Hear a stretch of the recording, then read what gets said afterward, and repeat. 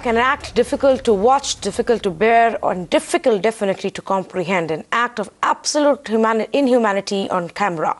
Visuals on your screen show what is being done in the name of tradition. Babies being rolled over hot coal as part of Muharram. These visuals coming in from Dharwad in Karnataka.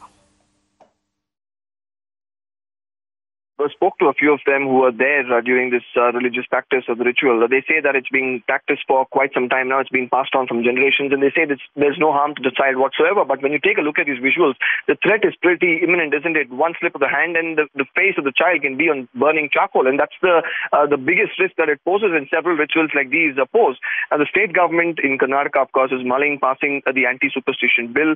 The real question is whether they are aware of so many practices in remote areas in different parts of the state, whether they can really curb it, whether they can really impose a ban on such religious practices, especially with appeasement politics really running high in the state of Karnataka. Will they be able to curb all of these religious practices? Is something that we'll really need to look at once the anti-superstition bill comes into the picture. But as of now, it's a thin line that can be drawn between rituals and religious practices and also inhumane practices. And here you can see a little child is just a year old, and then the father themselves, the parents are involved in these religious practices. So who really raises a question in the village? Everyone gathers for such rituals. So it's really up to the government to really look into medieval practices such as this and whether they should be allowed to continue to practice this.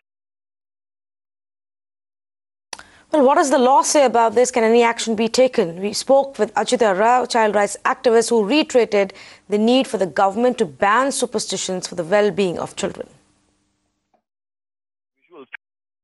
If something happens to this child, who will be held responsible? And just on this name of Muharram or whatever it is, whatever the religion, whatever the caste, whatever the religious practices, that should not be imposed on the innocent children, because children are not aware of any religious practices, or they are innocent, and it should not be done. Whoever done this should be punished seriously. And these practices should be banned by the government, even though they have banned on the papers. But in practice, they are in the Muharram in several areas. We are seeing even in our Hyderabad, the small children forehead will be cut with a knife on the name of some Qurbani or something else.